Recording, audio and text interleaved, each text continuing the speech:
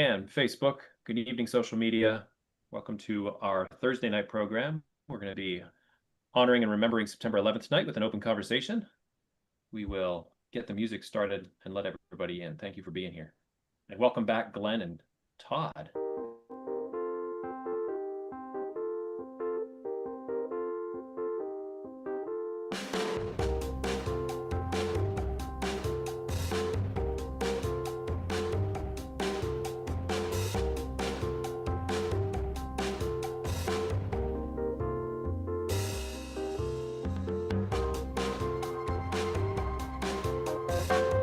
Good evening.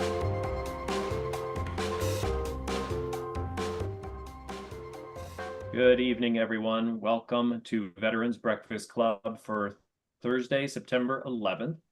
My name is Sean Hall. I'm a director of programming with the Veterans Breakfast Club, and I do see some new names that are joining us this evening. Thank you for joining us, and I'd like to actually get to you, our newbies, to find out how you found out about us, but welcome. Our mission is creating communities of listening around veterans and their stories to connect, educate, heal, and inspire.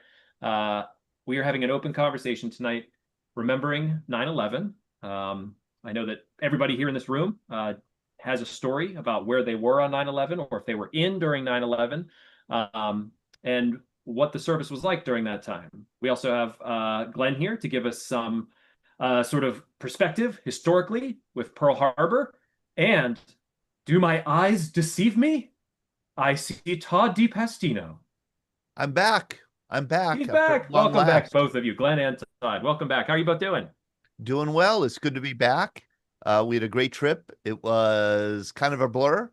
2 weeks in Europe. We kept moving. This was a World War II battlefields tour that took us from the southern coast of England all the way to Eagle's Nest, south of Munich. And so we were on the move. But it was great. It was great. And Glenn was a great. I feel like I learned more on this trip about World War II from Glenn. I just kept Googling World War II and kept reading, off of Google. So, no one caught on. It's unbelievable. I mean, it was remarkable, Glenn. People would come to you with these bizarre questions and you'd tell a story around it.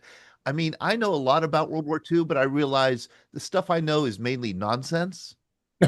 You actually know important stuff about World War II, and that made all the difference.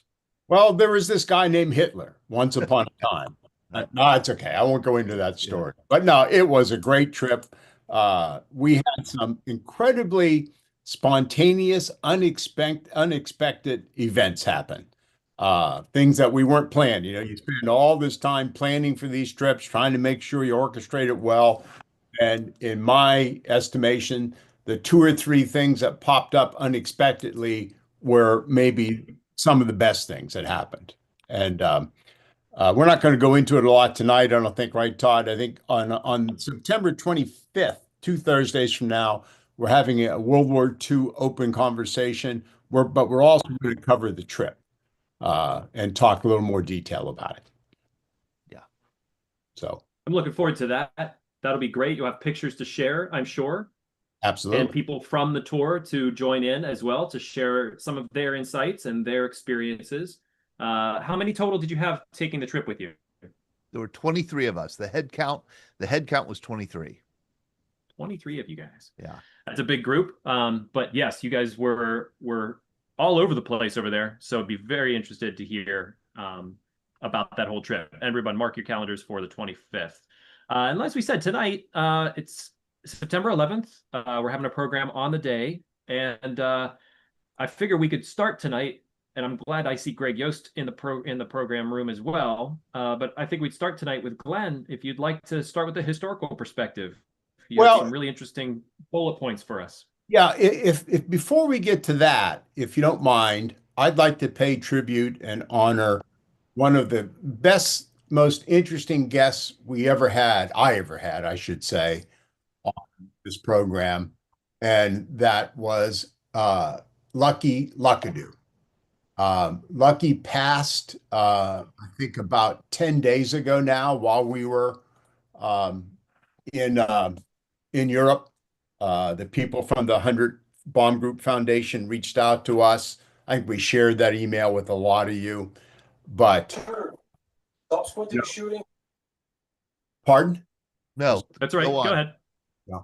There was, Lucky, we interviewed at least 3 or 4 times, and he probably was on the program just because he was interested in the subject we were talking about. Because a year or so ago, we were doing a lot of programs on the air war over Europe, and sometimes he would just pop on.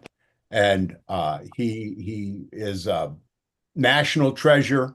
We're going to miss him. For those of you who might have missed any of that or not know who Lucky is, Lucky Luckadoo was a B-17 pilot, first co-pilot and then pilot for the 100th Bomb Group. He is the last of what we would refer to as the original cadre of the 100th Bomb Group, of the original, I think it was 250 or so men that went to England in the fall of 1942. Not all of them pilots. He was, co-pilot, pilot. Well, 250 or so crewmen, I should say, crewmen. Okay, the rest, there were several thousand there. They were the ground support. But he's the last one of that original cadre that was with us. This picture on the left is him at 21 years old. He just looks impossibly young, and he would say naive. And this is him on the right at 101 or 102. We must have 8 or 9 hours of Lucky on video. And if you want to go listen to that, just go into our archive and search for Lucky Luckadoo, John Lucky Luckadoo, and you can watch any of those that you want to watch.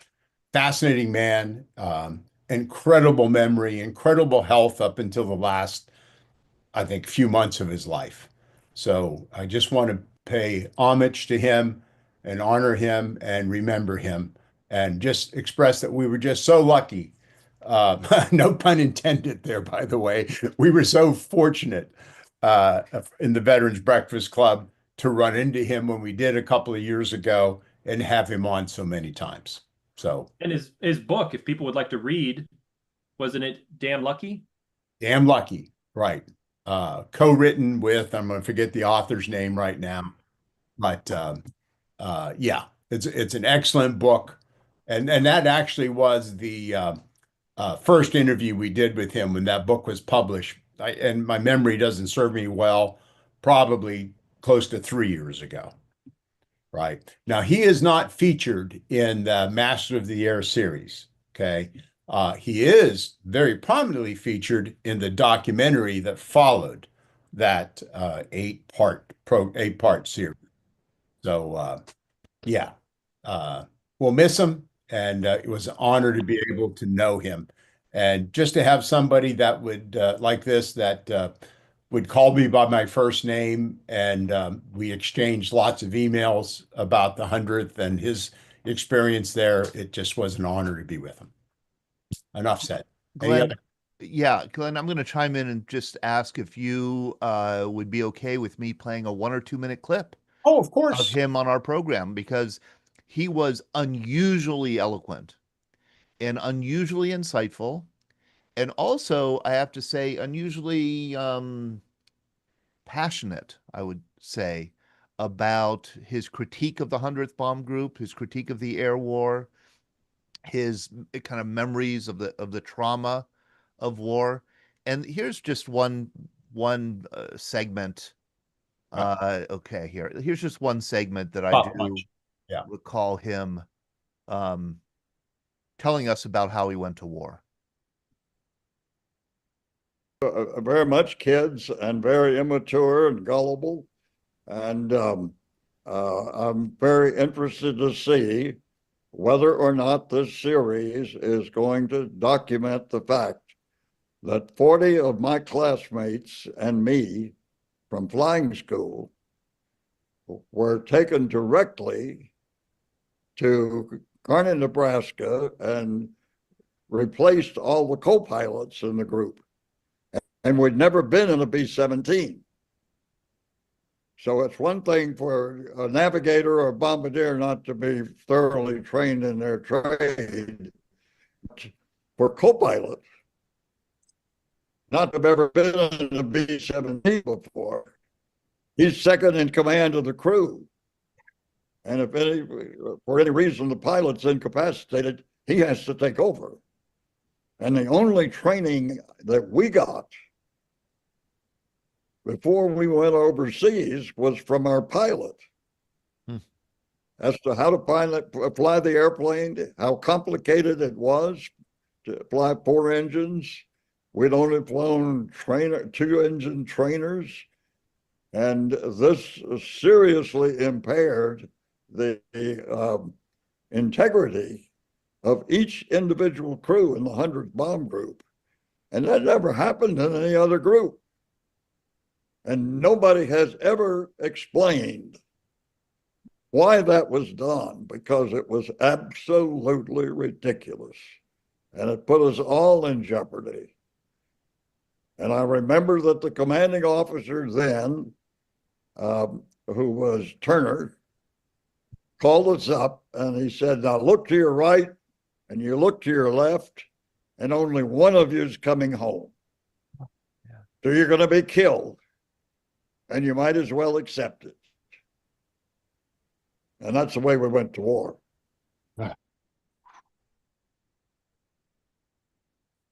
It still brings chills down my neck, you know. Yeah. It's yeah. Two things. Lucky, obviously very candid, very straightforward, still bitter at times about that event in his life. You know, there's a tendency to mythologize World War II. Lucky takes all the mythology and throws it out and tells you the real deal. He refused to romanticize it. Exactly. He refused to romanticize it. Yeah. And that statistic he gave, look to your left and to your right, 2/3 of you won't come back, is understated. In 42 and 43 in the 8th Air Force, of the crewmen who flew in 42 and 43, 77% were casualties. 77%. Now, not all killed, some, wounded, and many POWs. So, again, we talked about this at length last year, how those, I'll say men, but most of them were boys, 18, 19, 20 years old. They became men real fast. How they could get in that plane every few days and go up in the sky and face those odds is still unfathomable to me. Okay, we're done for the program. I don't think we can talk about anything else after that.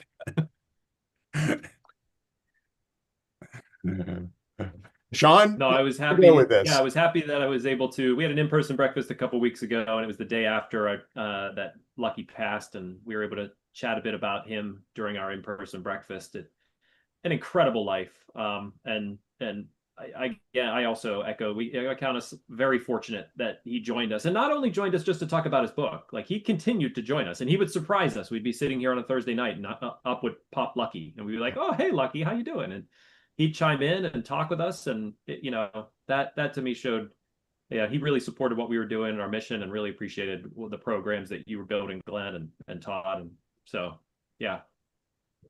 great man.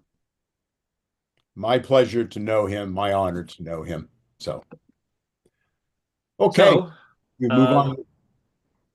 As we look at 9/11 and we sort of look back at Pearl Harbor, there are some similarities here that you came across, Glenn, as you were sort of looking at that. Yeah, I mean, this is no secret. I'm not revealing anything profound. There's books written on this and so forth. And for once, I do not have a PowerPoint about this. Everybody's happy about that.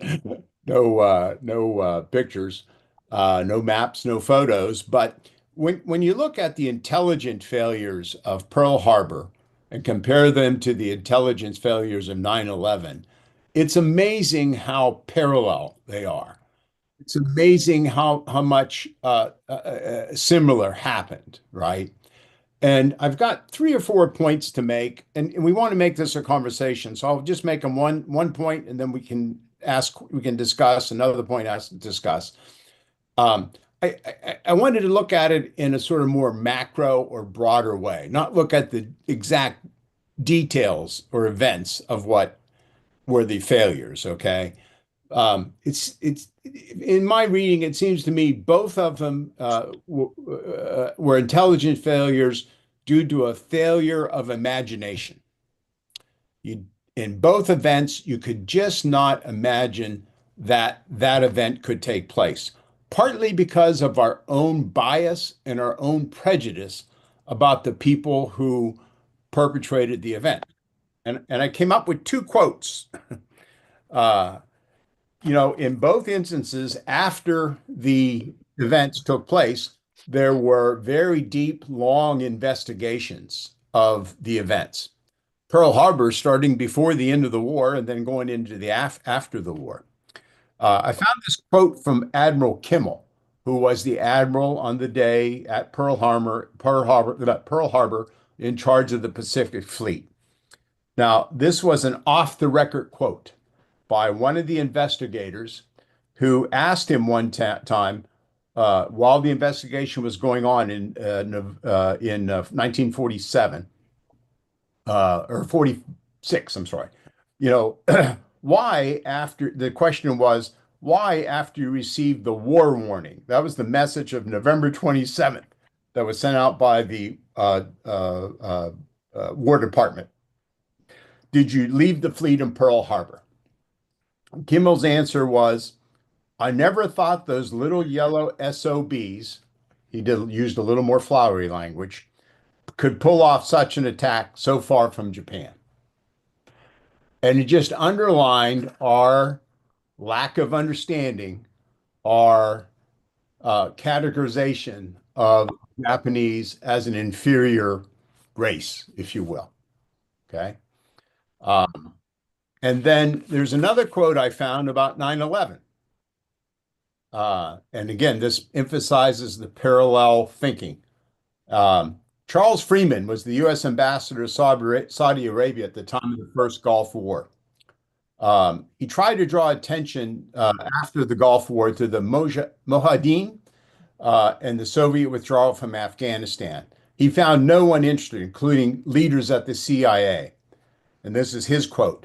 Part of the attitude in Washington, he recalled at that time, was why should we go out there and talk to people with towels on their heads? Almost 60 years later, almost the same phrase, the same underlying point that we just didn't appreciate the capabilities of the other side. So that's my first point, that we just couldn't imagine that these people, the Japanese in the one case and the Arab terrorists in the other case, could pull these off. So I'll stop there and ask for thoughts or comments.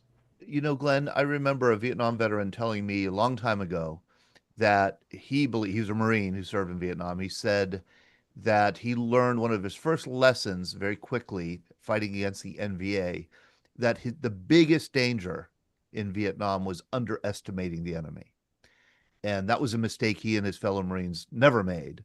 But I think it was a mistake that maybe American war planners made during the Vietnam War. And I think it was a mistake that Americans made before World War II, and obviously a mistake that we made before 9/11. I mean, I've read many times when the Marines first showed up on that first amphibious landing in 1965, there were many of the senior military commanders who thought all we got to do is show up in force, show them that we're serious, and they'll just, Yeah. fade away into the jungle. Yeah. And, a total misreading. And I want to open it up, and Glenn, Sean, you're the host, and I'm sorry for chiming in. I'm your wingman tonight, but it's 24 years later. It's been 24 years since 9/11. 24 years later, I'm still stunned by it. I'm still stunned by it. Every once in a while, you'll catch a glimpse of video from it, and it's just, you kind of still can't believe it. And I can't imagine what it must have been like for people who were in the military at the time, knowing that this was going to change their whole life, the whole military experience. Al Smith. Have you on mute, Al? There you go. Yeah, but when you think of it, we were warned with the World Trade Center in 1993. There was a bombing in the garage, and actually, I worked for a company that had a office at 2 World Trade Center, and the general manager was there in 1993, I think it was, with the bombing, and he let everybody out, and he was there again on 9/11, and he was in 2. And he was holding a meeting, and when the burning papers went by the window of 2, the announcement came, stay in the building, we're safe, nothing is going, we're okay. It was the other building. He immediately says, we are out of here. And they got out. Saved lives. Yeah. And there's so many stories like that there were people that were late for their flight. There were people that decided couldn't make it to work. There were, just the off chance that you weren't there that day. Or the people that were told to stay and you said, you know what, we're going to go. Do we have anybody on the program who was in the military on 9/11? Oh yeah. Brad. Oh yeah. Others. We have Scott Dick Arbula. Snyder. Could you guys chime in on, what happened to you and this point about the lack of imagination or so forth? So Let's go to Well, Scott Harbula. thank you, Todd. As you know, my dad, who died a year ago, he was a chosen reservoir dog, and you know, after reports and reports of Chinese coming over the North Korean border, he waved it off, saying they're nothing more than Chinese laundrymen. But to talk to the point of you're exactly right. 1993, there was a bombing in the sub garage of the World Trade Center. So we knew they were coming. I was stationed at Dover at the time. Okay, Dover, Delaware, which is right in the middle of New York City and the Pentagon, and it was a complete crap show, if I could say that. And when the planes hit, and then we found that out that the 93 went down in Shanksville, right outside of Pittsburgh here, and we wondered what the heck was happening. Now, as a student of history, Todd, like you are, and I am as well, there was a plane that crashed into the Empire State Building in 1946, I think, 1947. It was a B-24 bomber, and it was, it was foggy, and the navigator got off course, and he slammed into it. But that was brick and mortar and reinforced steel, and the crew died, and I think a couple office workers died. But I was at my station and I'm watching this because we all had at that time it was CNN. I think now it's more Fox News. But at the time, I'm watching this come down and I saw the first plane go in, and I says, but it's a clear day like today. Like if you walked outside today and you looked upside, uh, you were blessed by God's grace. And then the second one hit, and I immediately called my commander, who is on with the first sergeant doing barracks, morale keeping. And I said, this is jihad. This is jihad. And then we all came back, and we started to do production. I was in charge of production. The commander was in charge of the squadron, and so forth and so on. What do you mean production, Scott? I was in the aerial port business, so I took troops and cargo and moved them. Okay. All right.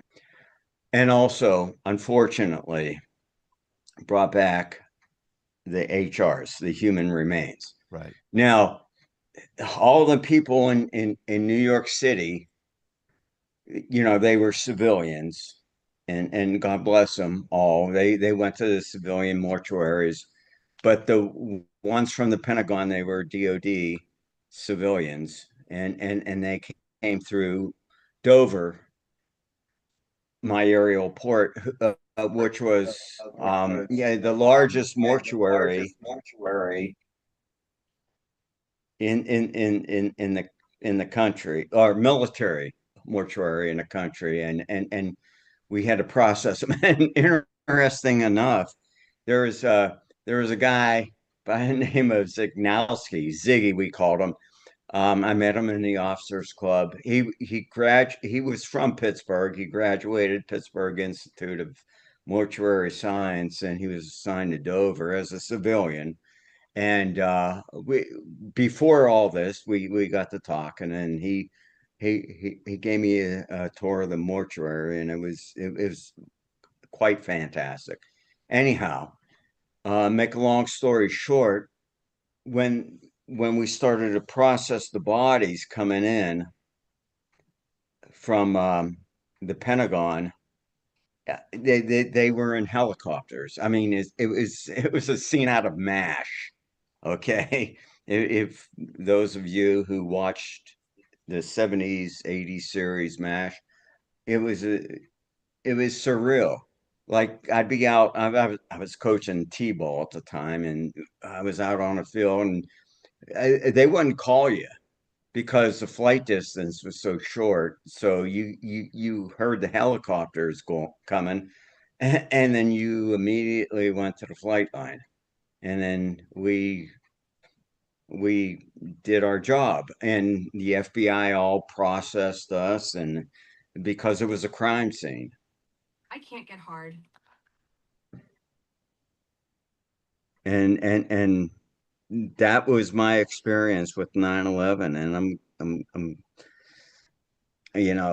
but I'll tell you what, we worked, the initial crew on the ground, like me, we worked 3 days straight, no sleep, no rest. Well, I mean, yeah, you fell asleep in your chair or whatever, um, or on the ground, but we worked 3 days straight, and then we brought those people back, and then after we were released to go home and get some rest, it Todd, it was amazing, simply amazing. On every radio station that I just didn't want to hear about it anymore because I lived it. Every radio station that I poked, it was like Bruce Springsteen, Born in the USA, the Kinks, Rock the Casbah, one patriotic song after another. And it binded us, not like today. Mm-hmm.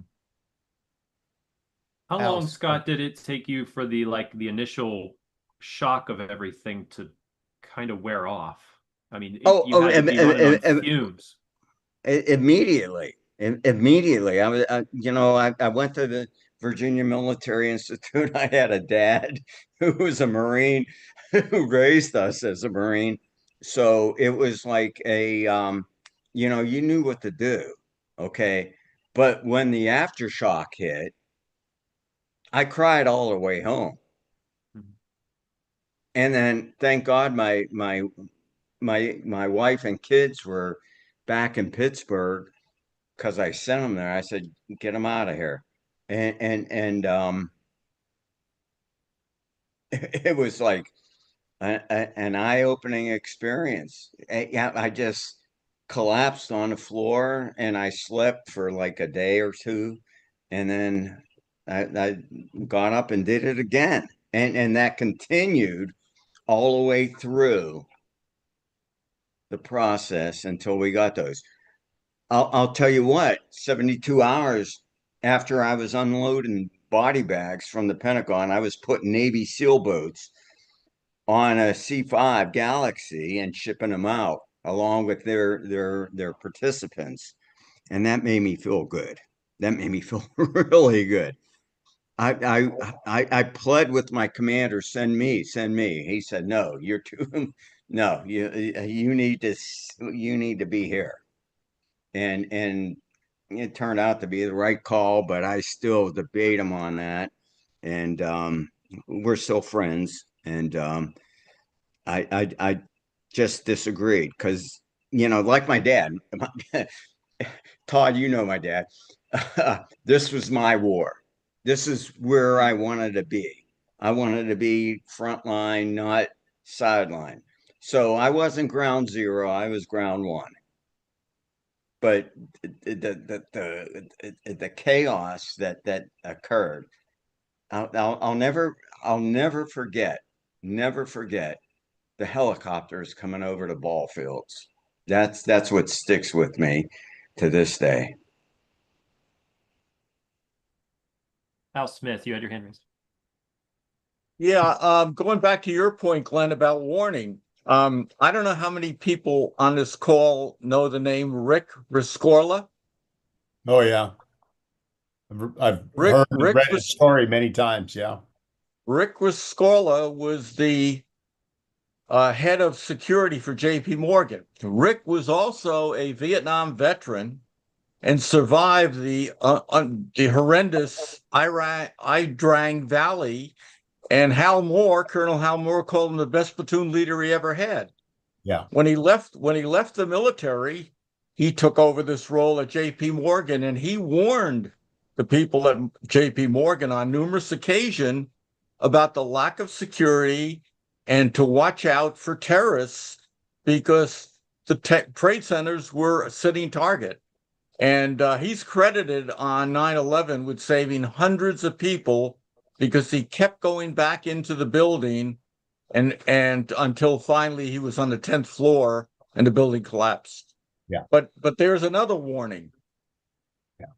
Yeah. And again, we could spend a lot of time, all kinds of warnings that we failed to heed before Pearl Harbor and all kinds of warnings that we failed to heed before 9/11. The parallels are amazing. I think we were going to ask, Brad was going to speak. Yeah. Brad was in DC, right, Brad? Right. We were just talking, my family at the dinner table before the show, because I was at the Pentagon during the 9/11 attack. And I heard my wife's side of the story. I was pretty involved in other things at the time. But the effect on the families when they heard there was a bombing was profound. I lived in Springfield. I worked in the Pentagon. I was a deputy director for strategy and plans for the Marine Corps. Our office is up on the 4th floor of the Pentagon, right around the corner from where the plane hit. Wow. At that time, when the plane struck the building, I was in a shuttle bus in the Pentagon parking lot. I was on the way to the Senate building. My name had come up to be interviewed to be the Senate liaison for the Marine Corps. So I was heading to the Senate to be interviewed. And the bus driver heard on his two-way radio something was going on at the Pentagon. He put on the brakes and we looked behind us and there was this gigantic orange flame and black smoke coming up against a crystal clear blue sky that I will never forget. From the angle that I saw the flame and the smoke, it looked like our office took a direct hit. I could not get through to the office. The phone was down. I tried to call my wife, Linda. Couldn't get through. So we proceeded to the Senate building. And as we got up to the Senate building, the senators were streaming out. They were told the next plane is going to hit the Senate building. So I was going to go in. I was in my uniform, my green uniform. I was going in. The senators were coming out. It's kind of, there goes Senator Snow, there goes Senator so-and-so. They're all passing by me in panic. And I was going to go in the door and I wasn't looking and the senator wasn't looking and we hit bone to bone face to face like that. And it was Hillary Clinton. And I was, inches from her face. And her reaction, I saw it in her eyes, and it's in everybody's eyes, the fear, the panic. She got in her limousine and zipped up the power window. I went into the building and immediately said, we have to go. And we all carpooled. I got home into Springfield. I lived in a cul-de-sac where there's military families. And it was like a pickup game as a service members came home, their loved ones rushed out and hugged each other. My wife, Linda, came out. I could feel her trembling, as she gave me a hug that I made it home. And I looked over next door to our apartment, our place, and there was Jerry Dickerson's family waiting for him on the stairs. Paige, his wife, his son, Will, 11, his daughter, Beth, 15, and they were waiting for their dad to come home. And it was like the last pickup. Nobody came home. And I went over there and spent most of the night with them. And it was something I'll never forget, the effect of a family as they slowly learn their husband and their father are not coming home. All the false alarms. The boy with special needs, he had real thick glasses. He didn't have any friends except his dad. They went fishing, they caught ball together, and he was traumatized very heavily. I saw him a few days afterwards, and I said, your dad was a hero. And I saw his lip quiver and a tear come to his eye. And his mother said, she watched, and he said, I know, I love my dad. And she said that was the first time she heard him speak since she said, your dad is dead. And, for the families, it was particularly hard because it took about, I think, 10 days, maybe 2 weeks for them to find Jerry's body. And, the mother never got to see the body. He was burnt, there's not much left. They had to identify him through DNA. But the kids would come home from school and they'd see their father's car in the parking lot, like in this case, because they recovered the vehicles and brought them home. And, without the body, they saw their dad's car and they would think it was all a mistake, So we try not to forget on this day the impact of the families, the generational impact, the loss, the sudden loss, the anger, where you look at the side of the building where you worked and there's a big black hole in it. And, it's just the chaos and the resolve that you have after that to bring the fight back to the enemy. From there, it's 10-hour, 12-hour days at work, trying to do the right thing for the victims. But, you talk to a lot of generations today and they don't even remember 9/11 like we remember it, when there was a message of unification, when there was a message of, we're going to band together, we're going to put aside our differences, and we're going to look to what we need to do as a nation.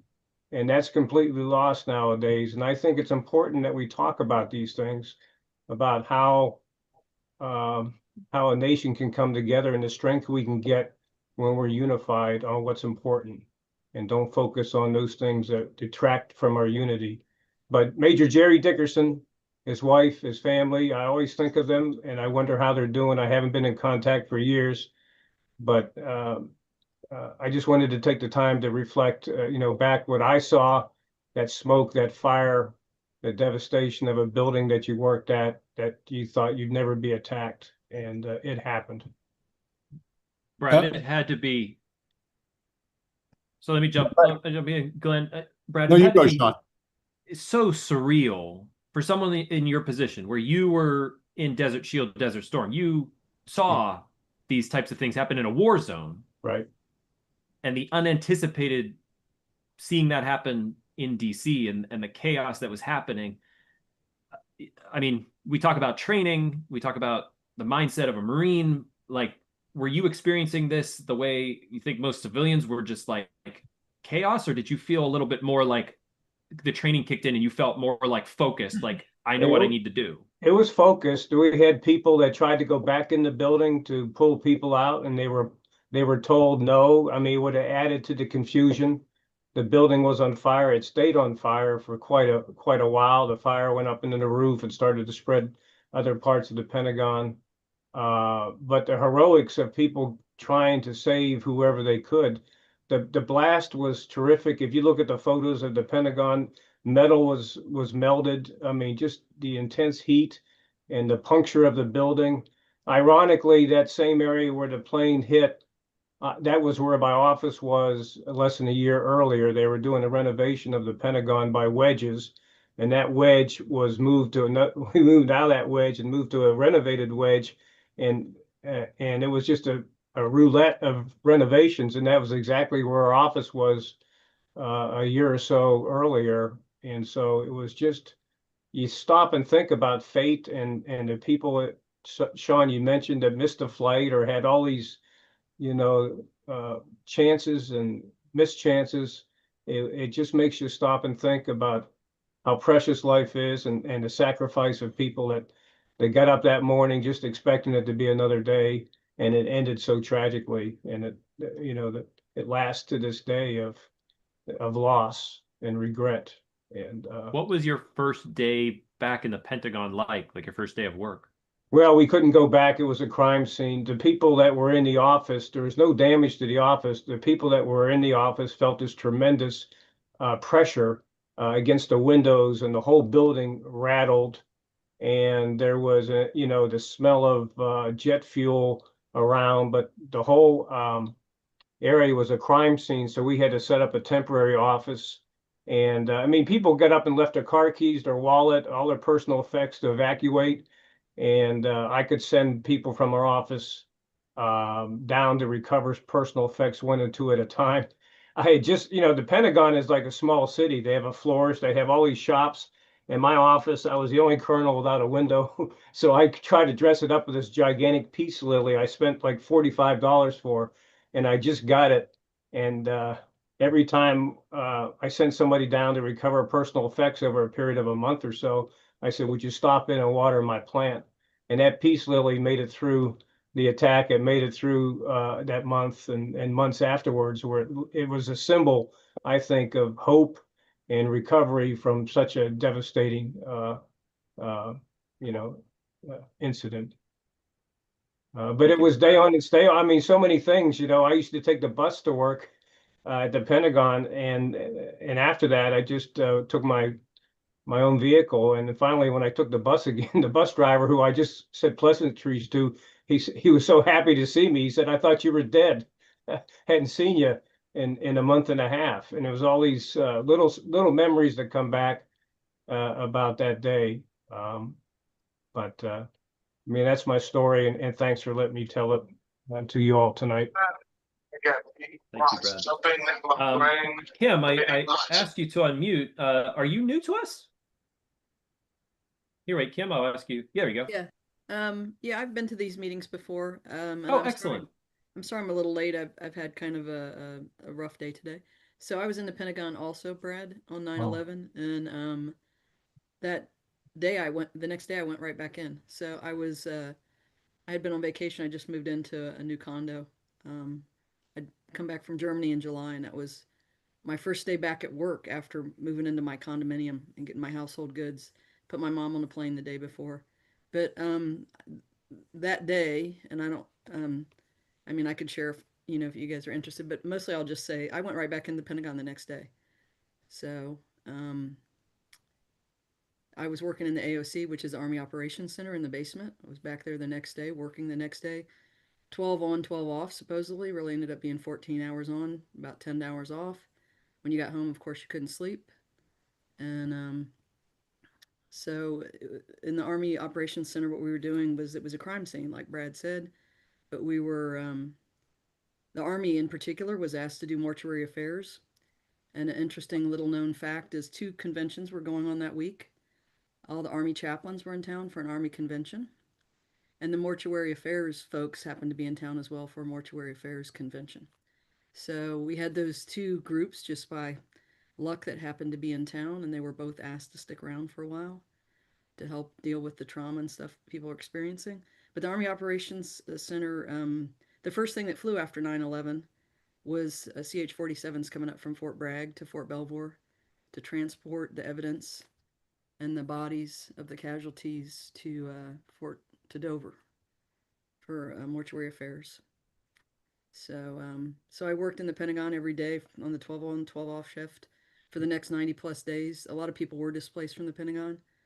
I was I was in Corridor 4 on the third floor, walking from the E ring to the A ring, setting up for aviation GOSC, and when the plane hit the building.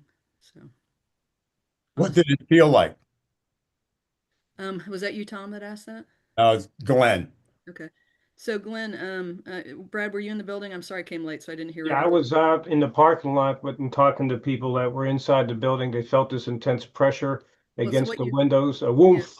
I was actually in the building. So what you felt was like we were walking down the hallway and you heard it, which sounded like, do you know when you hear one of those garbage cans with wheels on it pulled across asphalt and you hear this kind of sound?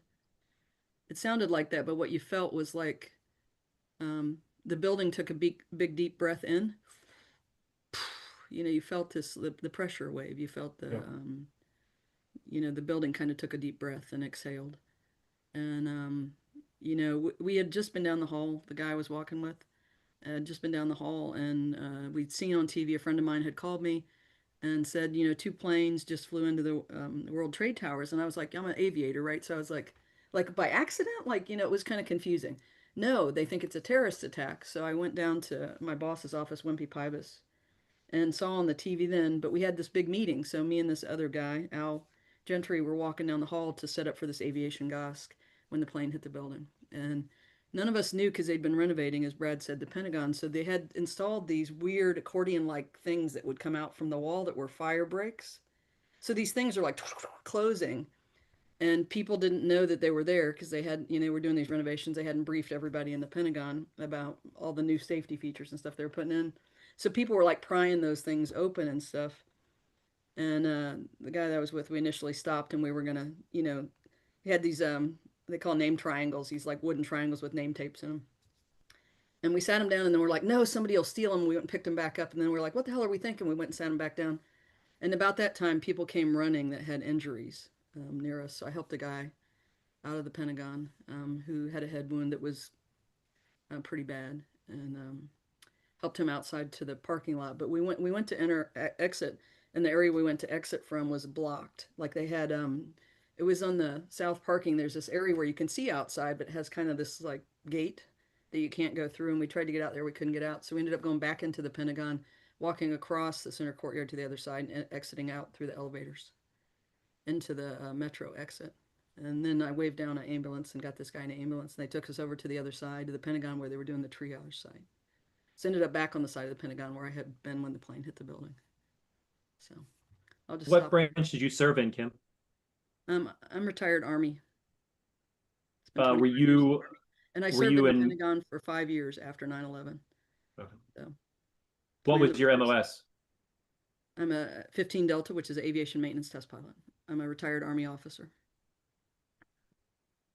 Did you have any first aid training that you had to like utilize during that 9/11? Oh, I got you muted. Hold on a sec. I'll ask you to unmute. Um, There, good.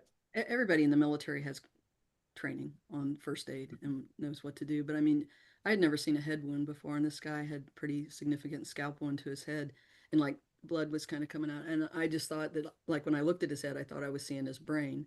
So by the time we got him out to the courtyard, everybody that has worked in the Pentagon knows there's a hot dog stand in the middle of the courtyard. Right. You know, we joke that we think people in Russia think it's some major command center in the center. It's just a hot dog, you know, it's a food stand. We got out there and I yelled to the other guy, I'm like, you know, give me some napkins. So the guy, you know, went and grabbed a handful of napkins and I put that on the guy's head to stop the bleeding. So we all have, I mean, everybody that served in the military, and there's a lot of veterans on here today, we've all had first aid training. Everybody has first aid training. But at that point, I was not a combat lifesaver, you know, and there were people that went right back into the building, you know, and I was like, I'll just get back right back in there. But my car keys and, you know, my wallet and everything, the only thing I had was my badge and my, for some weird reason that day I'd put my um, ID card, my ID card was on my desk and everything. So all I had was my badge. That was the only thing I had. My Metro card was in my pocket. So it was just a fluke. Was it difficult to go back into the building the next day to work? No, I mean, it wasn't. I mean, because that's what my job is, right? It's to work. It's to be an Army officer, to be a planner. We were planning what we were going to do to respond to what was happening. And no, it wasn't hard for me, but I can still smell to the day, like Brad was saying, what the smell was in the Pentagon. The Pentagon burnt for like another 2+ weeks because it got between the ceiling tiles and the concrete ceiling. So it was on fire for a while. And those of us that were going back in there every day and working there, and they displaced a lot of people. I think about 1/3 of the people that were in the Pentagon got displaced. Brad might remember more specifically than me, but there were a significant amount of people that were displaced, and they put them in other places. Most of the people in the Army G4, because we had been in that area, were displaced over to a headquarters in Alexandria. I think the death toll, Sean, was 125 inside the Pentagon. That doesn't include the people that were on the plane that went in. And 64 of those were the people that were on the plane. So the preponderance of the people in the Pentagon that were killed were in 2 areas. The Navy Command Center, which was below ground where the plane hit the building. And then the Army G1 had a lot of people in a meeting about the CAT card, which is a common access card, the new ID card. And so those 2 places, and the G1 had been kind of moved out of their office, but they didn't have a new conference room, so they went back to their old area, which was under renovation. The reason so few people died in the Pentagon was because the renovation was going on, and the wedge, just by pure magic, where the plane hit, was under renovation. So there weren't really that many people. I mean, ordinarily, 30,000 people worked in the Pentagon, like some 3,000 people could have been killed that day. There were also people that were killed between the C ring and the B ring that were outside smoking cigarettes. Because when the plane, it never made it past the C ring, but by the time it got to the C ring, all the fuel that was in the fuel cells kind of went that way around the rings, and anybody that was outside smoking in that area was killed. Did you know Major Jerry Dickerson at all, Kim? I did He's an not. Army officer, engineer type. He was in Army Command Group Command Center. No, I didn't know him. Kim, I mean, you said that today was a difficult day, but how do you try to remember those who you knew or pay respects this day? Well, typically, and I'm going to choose my words carefully today. So typically what I do is I was in the Pentagon for 5 years after. So the Phoenix Project, I watched all of that. On the 1-year anniversary, the building had been rebuilt and we were outside, and for the next 5 years, every year we sat outside, and someone from the White House came over and spoke to us, and the SecDef spoke. Chairman of the Joint Chiefs of Staff spoke. It's been a memorial every year for 24 years that's happened. So I usually try and watch that event in the morning. And this morning, with what happened yesterday, kind of displaced all of the news about 9/11 this morning. And I'm talking about the Charlie Kirk assassination yesterday. And so this morning, I tried to follow that procedure that I usually do, but it was very hard to find even anything on TV about it. So I ended up going to the internet and going to PBS, and PBS was showing what was happening at the Pentagon. So I kind of watch it every year, but like a lot of people, everybody that's experienced trauma has trauma from events like this. Kim,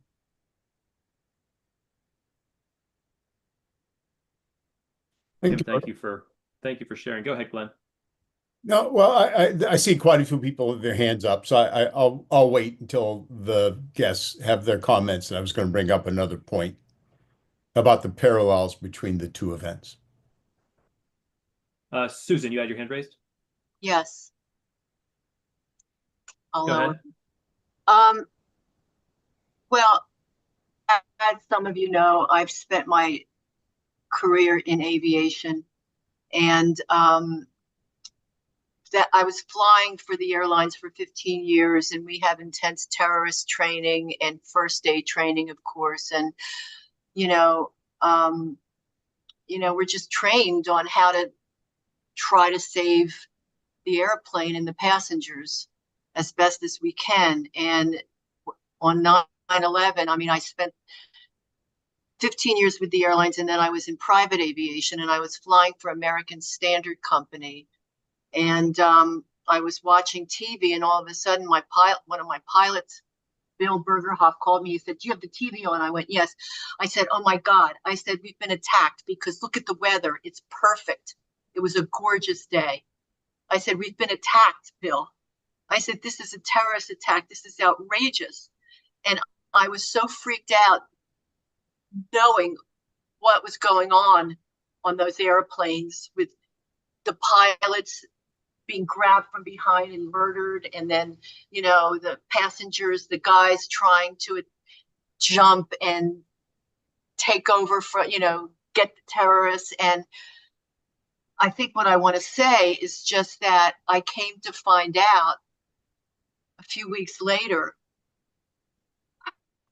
that a guy up from Atlantic City originally, that Victor Saraceni, who was in Atlantic City High School with me, he was a year older than me. I didn't know him, but I knew of him because I always had a thing for Italian guys, and he was cute.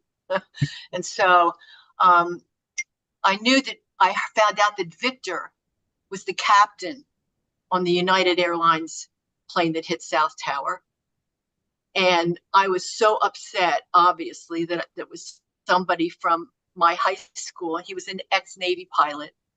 And then I found out another guy that I didn't know from Atlantic City. He went to Holy Spirit High School. I don't remember his name because I didn't know him, but he was an FBI agent.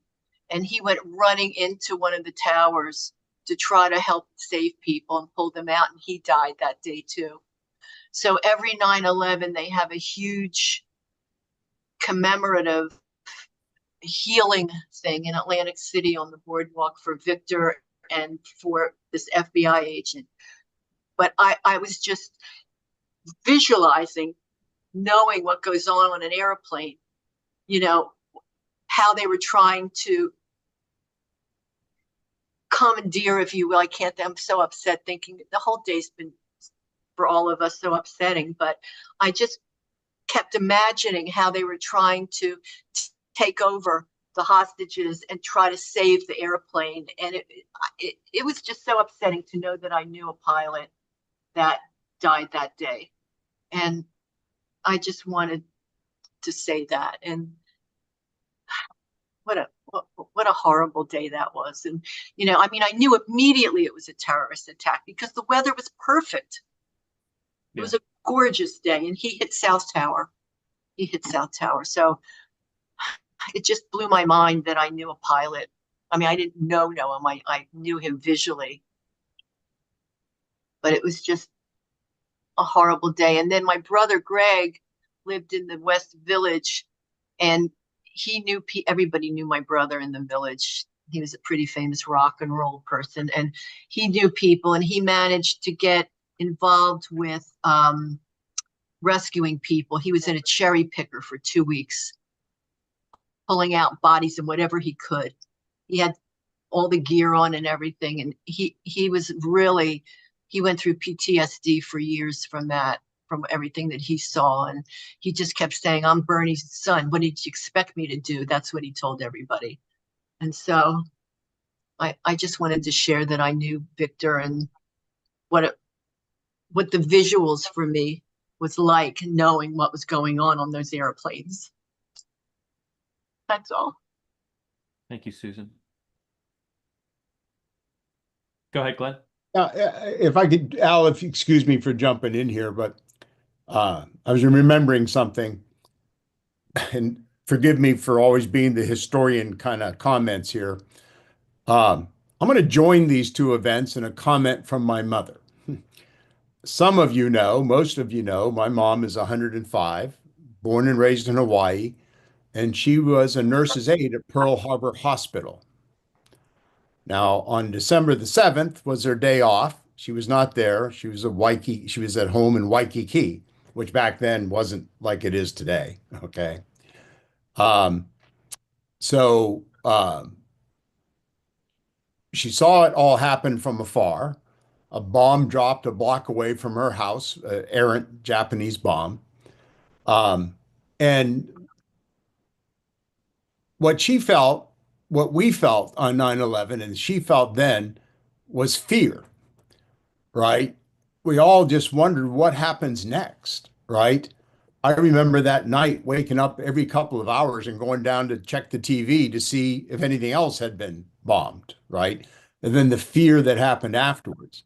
Well, my mom would tell you, she's still alive, but she can't really remember these things now at 105, that she felt that same fear. And her family was advised to run to the hills, which they did. All, not all, but many of the civilians went up into the hills above Pearl Harbor and Waikiki and spent the next night or two.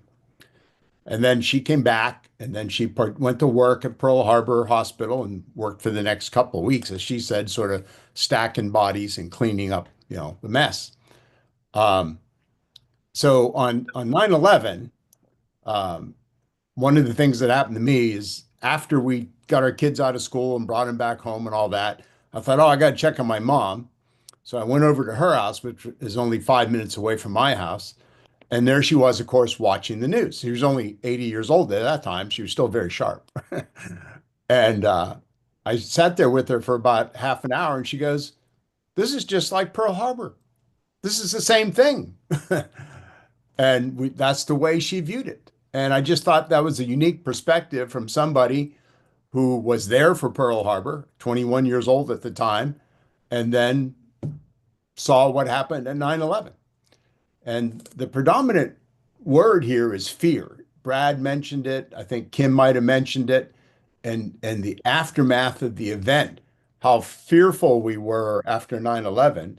And nobody on this call remembers what happened after Pearl Harbor, but I can tell you from reading and from my mom's comments, for a while on Waikiki Beach, for 6 months, they had barbed wire all up and down all the beaches in Hawaii because they feared a Japanese attack. On the west coast of the country, we feared a Japanese attack. There were many incidences of our planes being shot at by friendly fire because we thought they were Japanese. We moved lots of military units over to the west coast. So, the aftermath of 9/11 very much parallels the aftermath of Pearl Harbor as well. I just wanted to offer those comments. Glenn, in the same way that your mom depicted what was going on with her during Pearl Harbor is what I expect my kids to eventually come to me about and say, where were you at that day and what was going on? Al Smith. Yeah, I thought I'd share a story that it exemplifies how a decision can either end up killing you or saving your life. I think I'd mentioned we had an office on 2 World Trade Center, and we did job search training. And so we were asked by the Port Authority to send 2 trainers, one to the 90th, one to the 78th floor on 9/11 to do workshops. Well, the day before 9/11, the general manager said to this lady, you're going up to the 90th floor to do a training. And later in the day, he said, I think I want you at our meeting tomorrow. I'm going to bring up a trainer from Philadelphia. Up came the trainer from Philadelphia. Up he went to the 90th floor, never heard from again. And this lady who got out of 2 said every time she goes to the fountain, she sees Jasper Baxter, and she says, that should have been my name. It shouldn't have been Jasper. If that general manager said, just go ahead and go to the training, she was dead. And the one who went to the 78th floor, he was actually, when the plane hit, I think a couple of stories above, they were locked in and the door was ajar, and the Port Authority luckily came by, opened it up, and he started going down 78 flights of stairs. And he told me he will never forget in his life looking at these firemen coming up when he was going down. And of course, when he got to the lobby, 2 came down and blew all the windows in, and he had a bunch of people behind him, but all of a sudden, no one was there. It was silent. and he luckily found an exit. And he ended up on the Larry King show for a couple of episodes for the story that he told. So you never know. Life is crazy. Dick Snyder, you put into the chat one of the effects in 9/11 for you on duty were the rumors that ran wild for days. Dick, what service were you in? What branch? I was in Army National Guard. I was a logistical officer at that time. Can you tell us where you were that day and what was going on? Well, I was originally on my way to a budget meeting. And then, of course, we turned around and, started to stand everything up. And it was, it was unbelievable, And then, you know, as happens on most disasters, then the rumors start.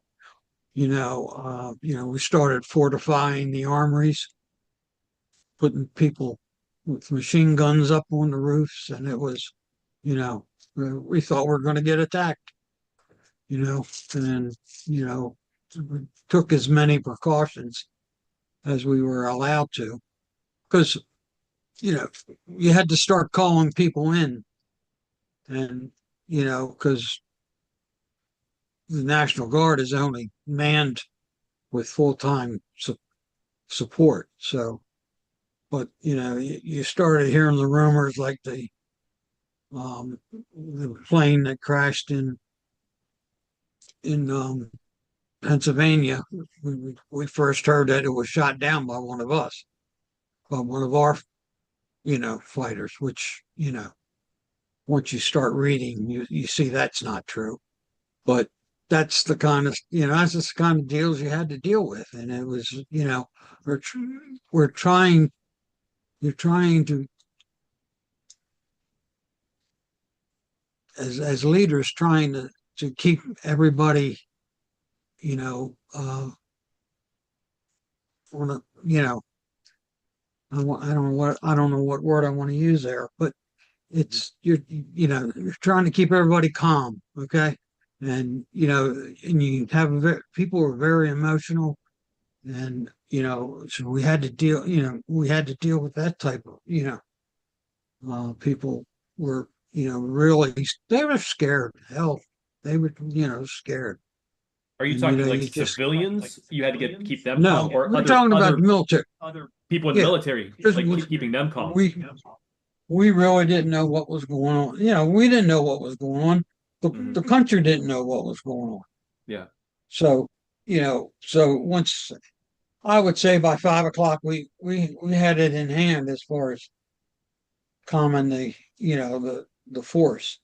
And it was just it was a long day, just like most day after that was, until we could get some boots on the ground, and and figure out what was going on, and wait for what was coming down the pike from higher headquarters.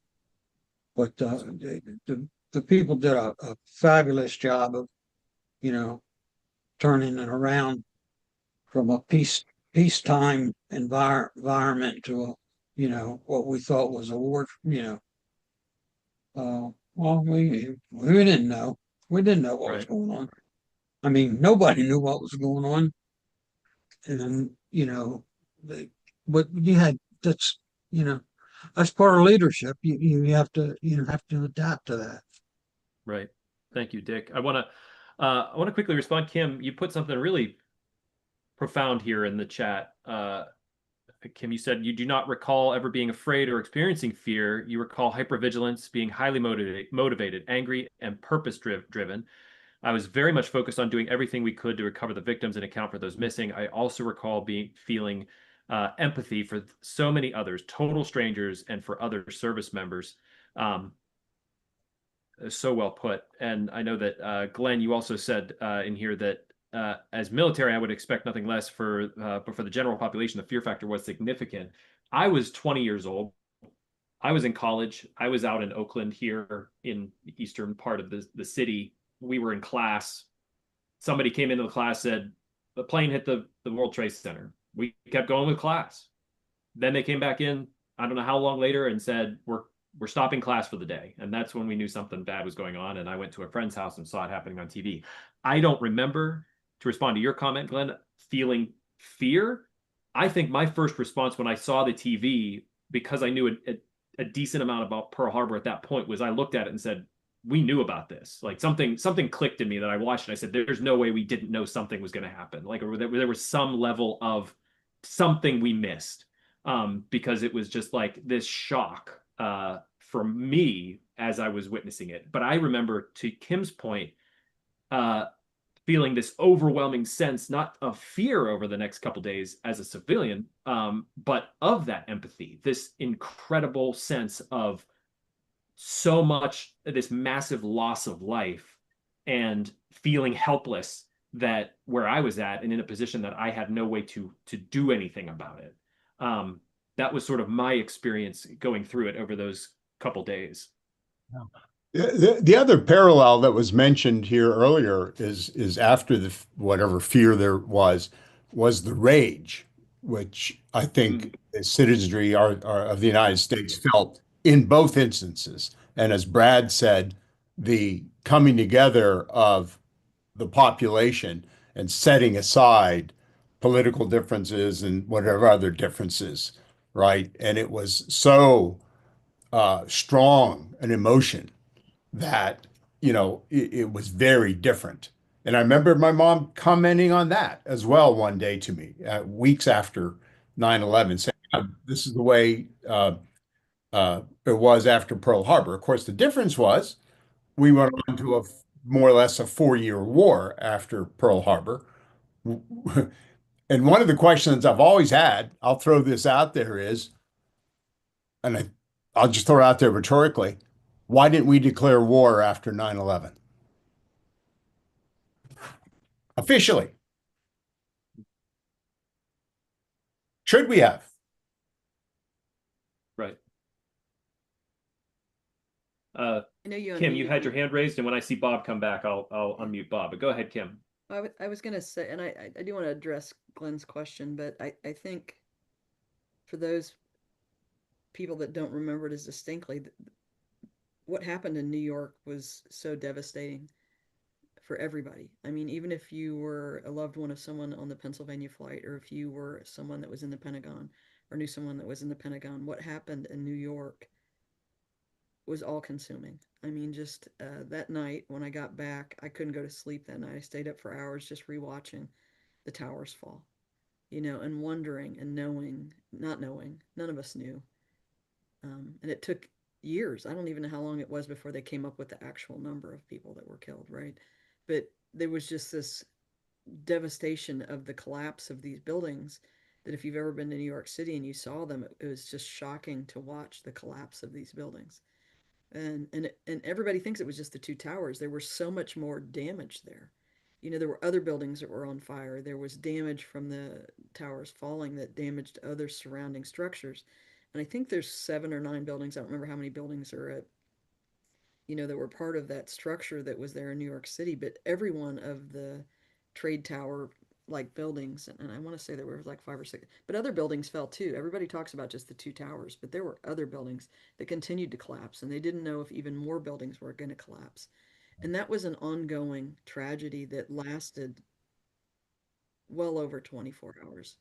And so I think that's one of the things that, like, I couldn't go to sleep that night. And I mean, obviously there was the hypervigilance and everything having been part of a trauma, but there was just, it wasn't done. Like, it wasn't a trauma that happened and it was over. It wasn't like a car wreck and then, you went back. That trauma lasted for a very long time. That became a national trauma.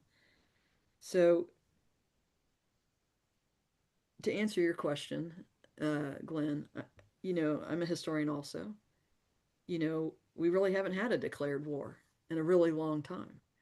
I think the last declared war in the United States before it happened was really World War II. Since then we haven't had any declared wars. And they've all been these conflicts, right? And then after the fact, we go back and say that there were wars.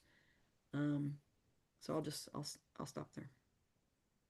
Bob, you've been waiting patiently as well. Bob, go ahead. Yeah, I just want to say thank you to everybody who's shared, man. Wow. This has been very, very powerful, as always is. But I had one little question. Glenn earlier talked about, failures of intelligence. And one thing that always stuck out me, I remember a long time hearing about that these terrorists went to somewhere to learn how to fly a plane and take off and fly it, but not to learn how to land it. Now, if I'm a flight instructor and somebody says, I want to learn how to take off and fly, but not land, shouldn't that throw up a red flag? Shouldn't this organization have said something to somebody? But Bob, there were a dozen red flags like that you Okay. can ask about. Okay. There were many, many red flags. Had anybody connected the dots, then the result might have been different. We might have understood what was going to happen before. In both investigations, after Pearl Harbor and after 9/11, both of them highlight the lack of communication among the different intelligence agencies within the military, within the government. There was not enough cross communication. Had they had that, then, it might have been different. But this is also a story. I mean, we could go back, way back into history. This is a story that has been told over and over again in different events in history. This is sort of human behavior 101, if you will. Thank you. Rick, did you have a response to that in particular? I have a response to Glenn's first question, and it is arrogance. There was a lot of information. What happens is people at the top level don't want to accept it because, just as Glenn said about Admiral King, these little yellow people can't defeat us. Same thing in Vietnam. That was the arrogance at the top level. They were aware of a lot of this and just didn't believe that it could happen. The other point that I will have, and 9/11, there's some parallels between 9/11 and Vietnam, and they are not so much with the tragedy that happened on that. We have memorials, and they should have memorials. Every one of those people were heroes that died. However, in New York City, there is a memorial for the responders. And every year there were more than 100 to 200 people being added to that list who gave their lives to go down and help people. And they're not getting the credit for it. Those firemen, those policemen, those people that went down their off hours to look.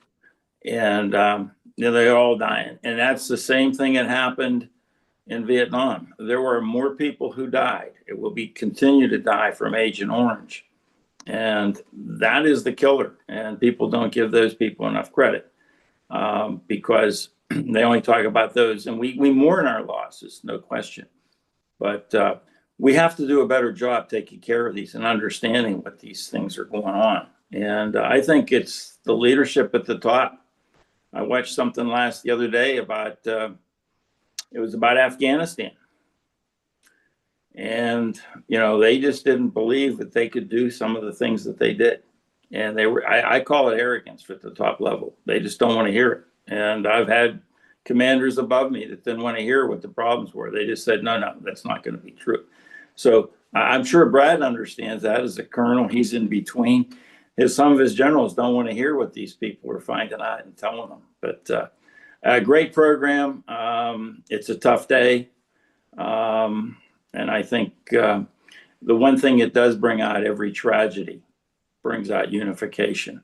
People, whether it's a hurricane, a disaster, people really get behind other people and see the need. And for a couple of days, we forget about our politics and everything else. So everybody should mourn 9/11 because it will be with us, same as Pearl Harbor, for the rest of our lives. So thank you all. I appreciate it. Glenn, great job as usual. Thank you. Thank you, Rick. Bobbles? Oh, yes. Hi, good evening, everyone. I was a New York City police officer about 5 years by the time 9/11 by the time of the 9/11 attacks. And I just wanted to, I knew quite a few people who were killed on that day. And I've known a lot of people who have died since from illnesses. But there is just, every 9/11 is a tough one to deal with. But there's two people that I'd like to recognize. One is Mike Curtin, who was my company gunnery sergeant in the first Gulf War.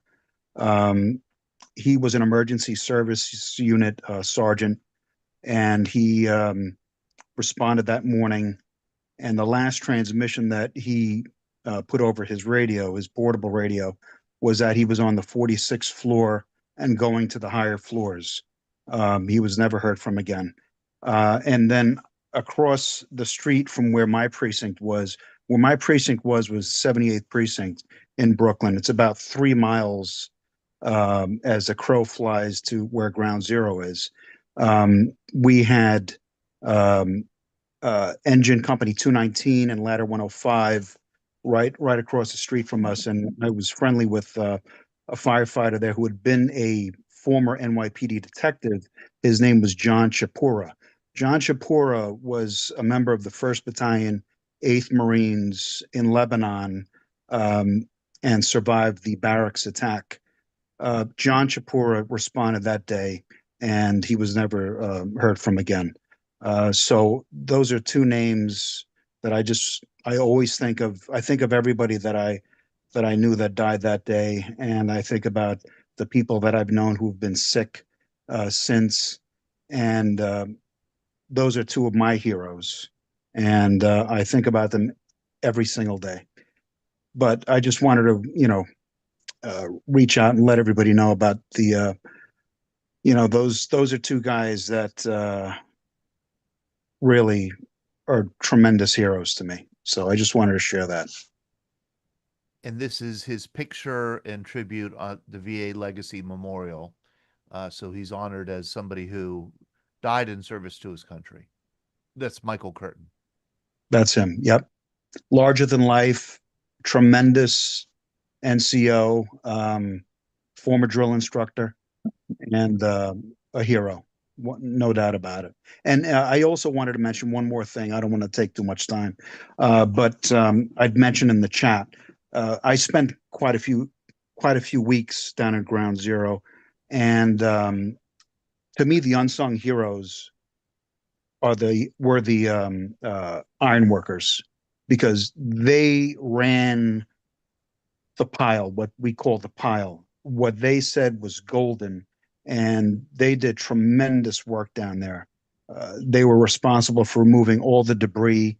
The conditions there were horrible, and they got worse as the decay because of the decomposing remains.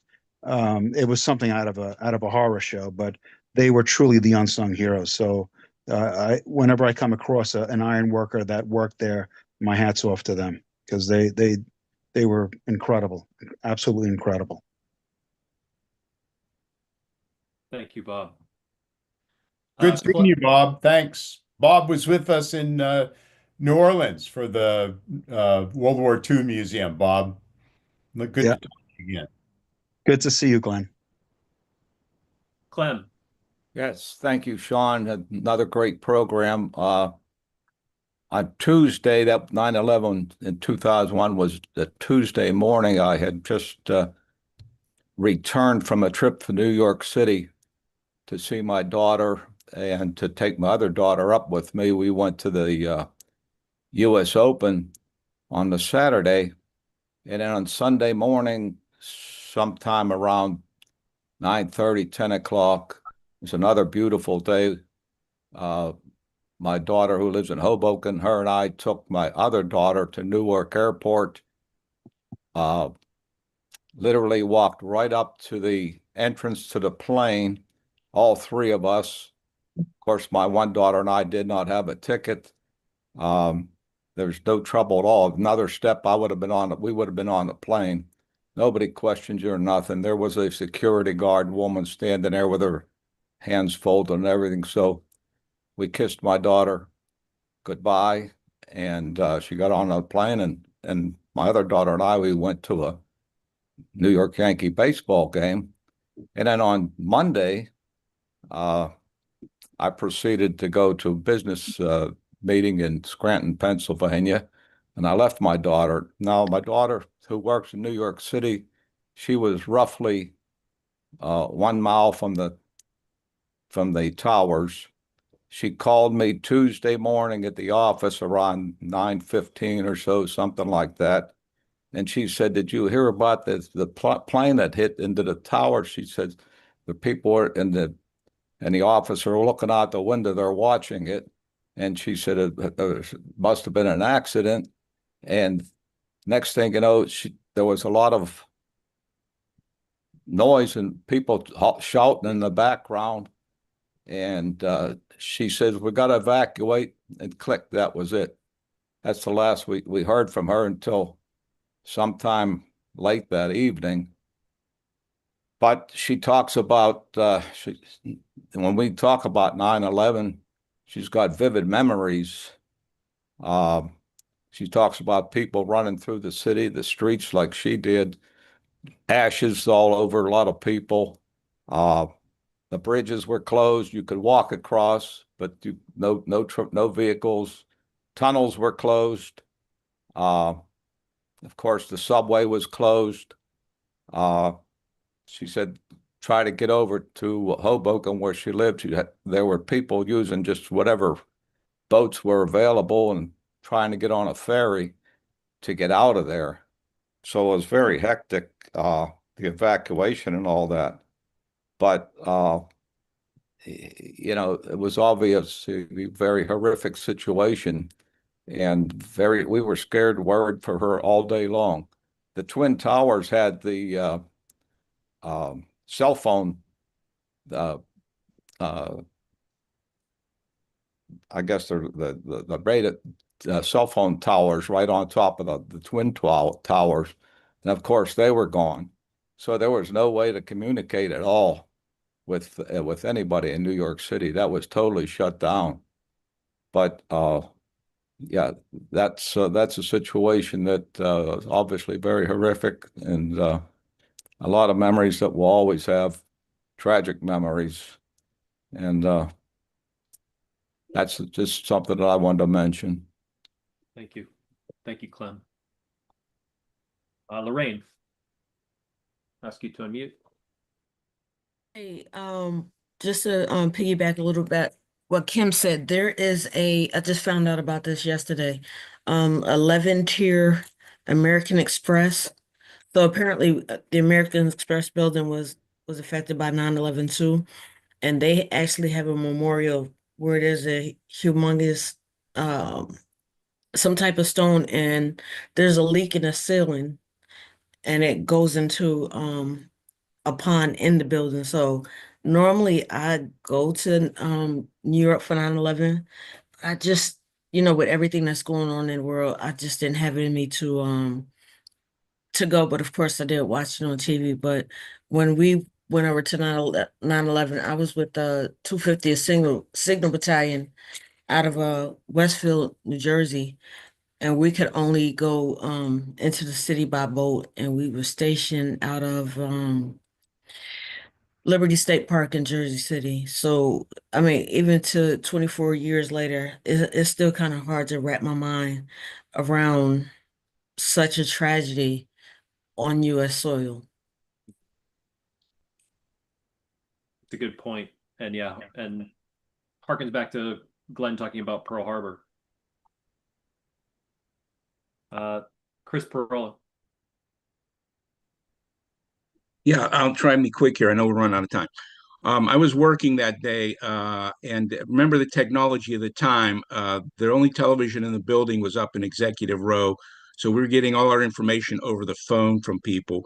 I worked for an international company, safety equipment, and we were trying to coordinate masks and SCBAs and other things for New York City and Virginia and all those other. We had somebody in the towers. We had somebody from the company, our logistics manager in the towers. So we're all worried and stressed about, is she okay? And she did survive. But trying to stream that information. In 2001 was a little difficult, but we were able to see the towers collapse in slow motion, and everybody was shocked that these buildings could actually fall down like that. A friend of mine in Pensacola, Florida, sent me an AOL message. Remember AOL Messenger? He sends me a message saying, "Are you okay? What's going on in Pittsburgh?" And he was referring to Flight 93, and they'd heard that the airport control tower had been evacuated, and he thought we were under attack here. All these things are happening and around us, but the thing that got me was around 1 o'clock, and we're an international company, we started to get emails from our plant managers and other company people from Europe and the one I read this message from our plant manager in Mexico, and I didn't save it. I can't quote it verbatim, but the final line was, "We stand with you." And I had to walk away. That was it. I had to walk away because I realized the enormity that the whole world was watching this thing, whatever.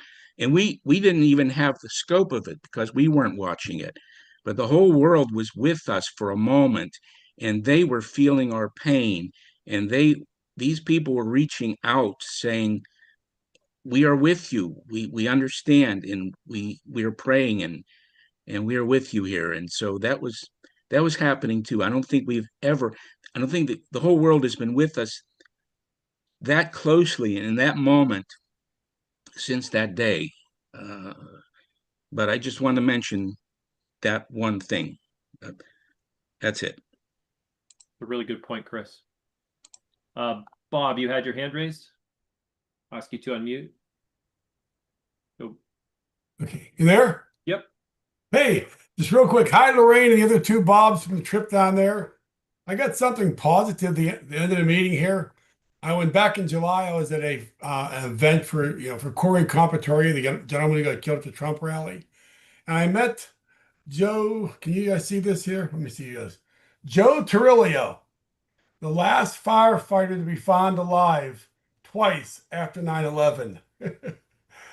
He was, I'm not sure you've ever heard the story. He speaks throughout the country. He was a firefighter that they were supposed to be making a toy like out of his face, an image. He was going to a meeting that morning, and of course, he got the call. His firehouse was right beside the buildings. He went in there, grabbed a jacket, not his, somebody else's. Went up to the tower. The first tower fell, hit him. He was buried. They found him, put him on a boat to send go across the Hudson River, I guess, and to a hospital. While the boat's going across, the other tower falls, hits a boat. The people on the boat jumped out. The boat didn't sink. He somehow rolled into the basement of the boat. They found him later. He's at the hospital. He didn't grab his jackets. He grabbed somebody else's with somebody else's name in. So a couple of days later, with one of his friends running around the hospital, was trying to find him. He found him. He goes, "Joe, you're on the list." He goes, "What list?" Because I get promoted to captain. He goes, "No, you're dead." Everybody thought he was dead but they found him twice buried alive. So it was a good story to end the day with, Incredible. He has a little memorial or a traveling wall, just like the Vietnam traveling wall. He's out in Arizona with it right now, that he takes throughout the country to help, for the cause, which is kind of neat. But I just thought you'd like to hear that one. Good little story. Thank you, Bob. And I will just note that we know that Bob is not a Navy veteran because he referred to the bottom of the boat as a basement. I'm not even a veteran. I just appreciate everything you guys have done. Was it a boat or a ship? It was a boat. It was just okay. All right. I deserve that one. Thank you. Thank you, Bob. Thank you, everyone, for a very reflective evening, sharing some very, very personal stories from that day. This is a tough day, but it's good for us to get together and remember this and share together and be together and remember people that we lost. I want to extend my deepest, sincere thank you to everybody for being on this call and talking with us about these very troubling hours and days and weeks that we went through, and in some cases years. And I also want to chime in and thank everybody for participating, because other than this conversation, I really did not note or recognize or, observe September 11th in any other way today. I was busy doing other things. And that bothered me today. It bothered me as I was giving a talk at the Rotary that it was barely mentioned. It bothered me just going through the day that there wasn't some unifying, event, and maybe there was and I missed it. But for me, this was very a wonderful way to end the day. So thank you. Thanks all. Thank you, Sean. Of course, thank you, Glenn. And for everyone, we will be back Monday night. We're going to be talking about the Army Security Agency. We'll have Army Security Agency veterans on to talk about their service, a very interesting piece of the Army that maybe not a lot of people know about or have heard about. You can always reach out to us, Sean or Todd or Glenn, with any thoughts about our programs, and we hope to see you all Monday night. Thank you all for being here. All right. Take care, everybody. Good night. Good night.